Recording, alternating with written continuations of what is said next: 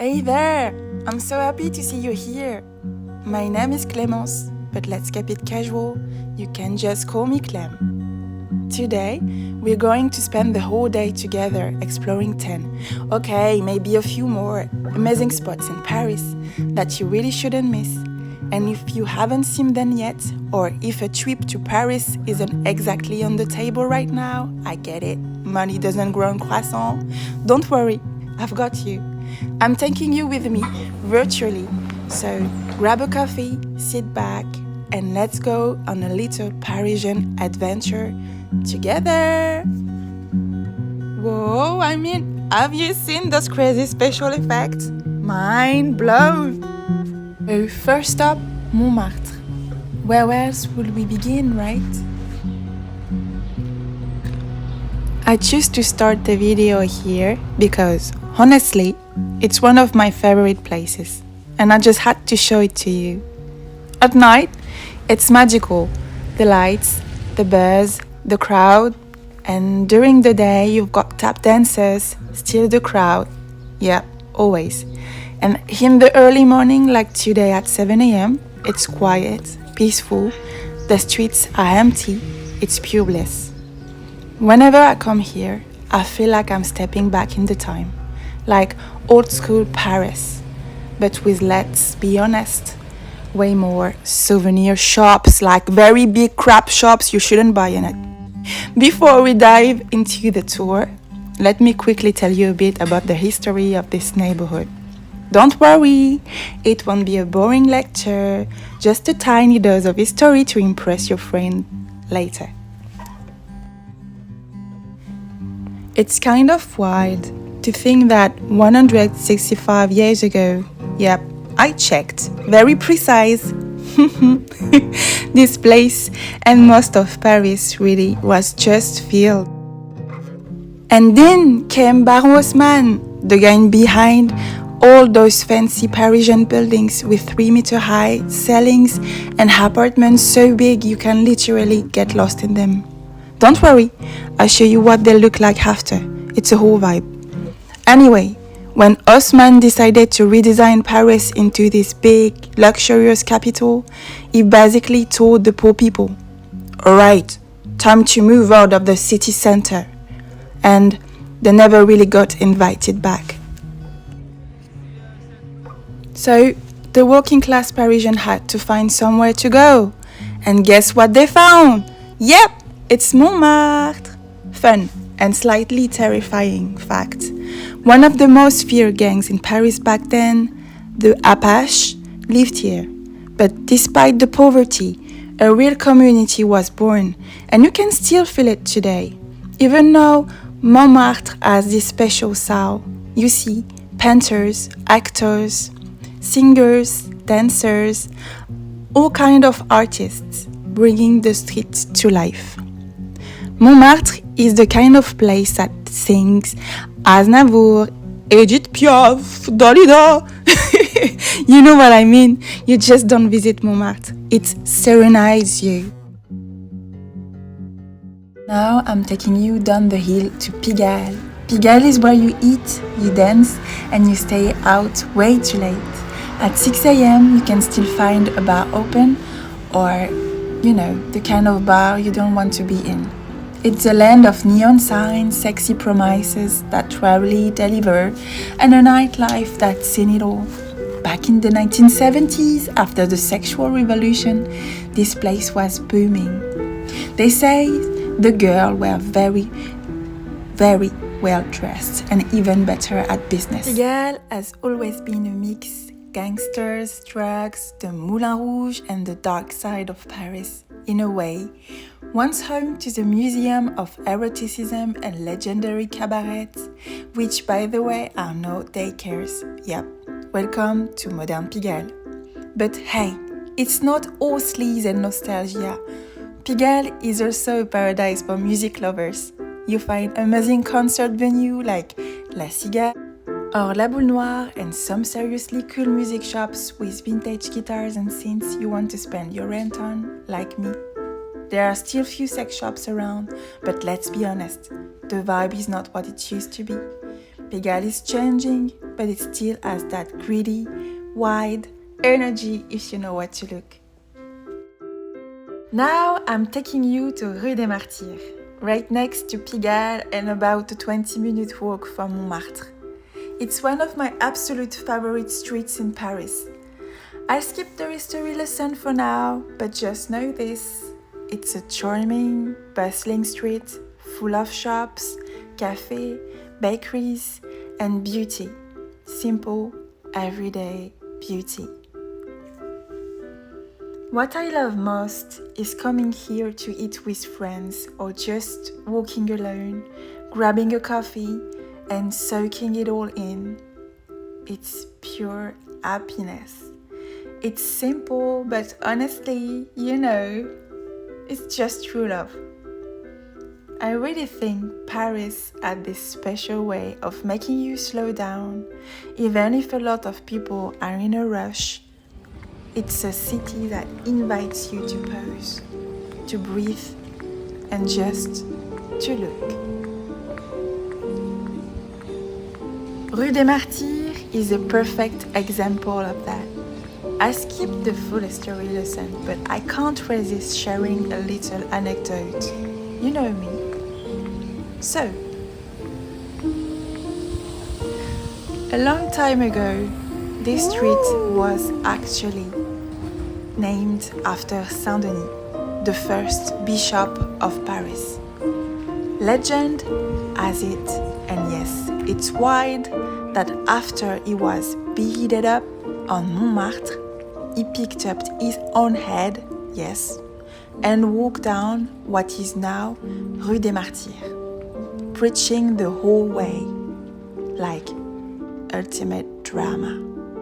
So, next time you're walking down this street with a croissant in hand, it's a bit cliché, I know, just remember, someone once walked it, holding their own head.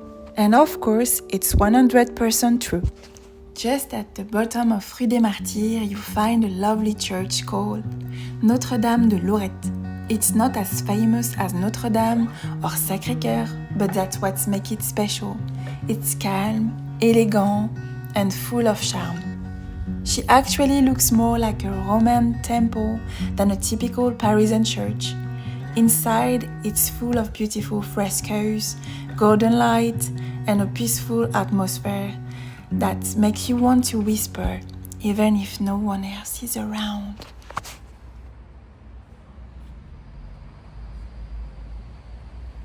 Yoo-hoo! Again, crazy special effects. I try my best. Okay, right now I'm taking you to Odeon. And honestly, Odeon got its own kind of magic. It's different from Montmartre, but just as cool. It's right in the heart of the left bank, and the vibe here is something else. Classy, but not in a fancy pants way. Elegant, but still chill. There's this famous haute theater, le théâtre de l'Odéon, and all around it, tiny streets packed with cafés, bookshops, and that mix of students, artists, and people who look like they spend their time writing poetry just for fun. If Montmartre is where the artist dreams, Odeon is where the thinkers hangs out. You overhear political debates, philosophical chats, and also someone grumbling about how much their oat milk latte costs. It's classic from Paris. And speaking of artists, Odeon got this deep artistic soul. It's been a hub for actors, playwrights, and filmmakers for centuries. Look, what is that? Oleke, honestly one of the most beautiful places in Paris. It's where love stories begin, where stockings get ruined on the cobblestones, and where we can spend hours just reading or staring at the water, wondering why we still can't swim in it. And of course, it's where you watch the boats go by, elegant boats and more boats, and wave to the people on board, doing hearts with your fingers.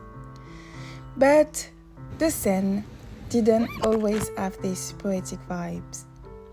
Back in the day, it was a working river. Bustling with merchants, fishermen, and barges carrying everything from wine barrels to cheese wheels. Imagine all that hustle and bustle.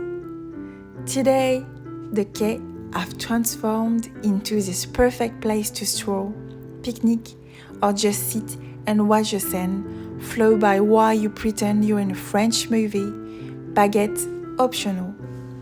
It's the kind of spot where time seems to slow down and where you might even catch a sunset that steals your breath away. I spun around to create another special effect. What do you think? Really good, Clem. Really good. It's very good. Right here, behind me is Notre-Dame Cathedral. Should I have to present her? Built over 800 years ago, it's one of the most famous Gothic cathedrals in the world. Victor Hugo made it even more iconic with the Hunchback of Notre-Dame. Just nearby is Île Saint-Louis, a peaceful little island in the heart of Paris. And once upon a time, right in the heart of Paris, there was this tiny peaceful island surrounded by the Seine, Île Saint-Louis. Unlike its busy neighbor, Île de la Cité, home to the mighty Notre-Dame, Île Saint-Louis remained for a long time just a quiet pasture where cows graze peacefully. In the 17th century, before it turned into a chic address for nobles and artists, it was mostly filled. I have another quirky anecdote for you. Back in the 17th century, a man lived on Île Saint-Louis in such poverty that he couldn't afford a proper room. Like me right now in this island, because it's too expensive. So he moved into a barrel, literally. He placed a large one barrel at the edge of the island near the Seine and made it its own. Tip to travel on a budget. Now we are going to head towards Beaubourg and Saint-Paul, but on the way we pass through the Marché aux Fleurs. It's really lovely to walk there. Picture this. After enjoying Île Saint-Louis, you cross the Saint-Louis Bridge of the Tournelle Bridge and you arrive at the flower market right next to Notre-Dame. There you stroll among green plants, colorful flowers, and even little birds in cages. But the air smells fresh and sweet. It's calm and peaceful, even though you're right in the heart of Paris. After that, you can walk towards Saint-Paul, follow the river, pass by the city hall, Hôtel de Ville, and you find yourself in the Marais area, with its small covered street, hidden shops and cute cafe terrace. And Beaubourg isn't far, with a big Pompidou Center you really should see, looking like a colorful factory from the future.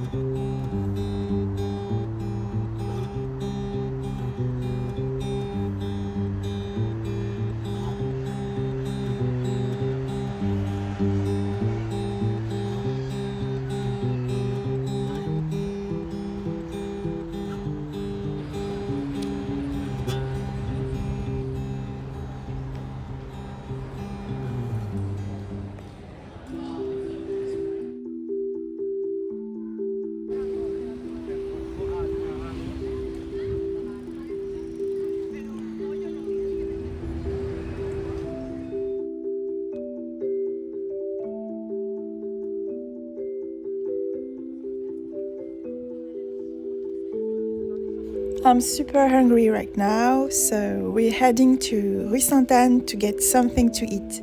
They have insane vegetarian ramen over there. I mean, intermittent fasting is cool and all, but today it definitely wasn't on purpose. I had so much to show you guys that I completely forgot to eat. Rue Sainte-Anne is such a lively street. It's packed with Japanese and Korean restaurants, plus all kinds of amazing shops. You'll find beauty Japanese and Korean dishware, and even grocery stores with products you usually only see in Japan. Okay, I'm officially full. Let's keep going!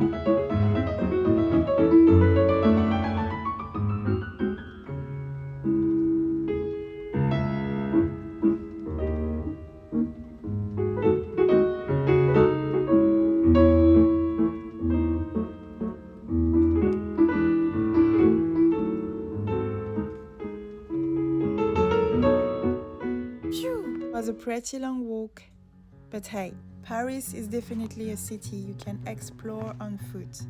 And now, here we are, right next to all this beauty.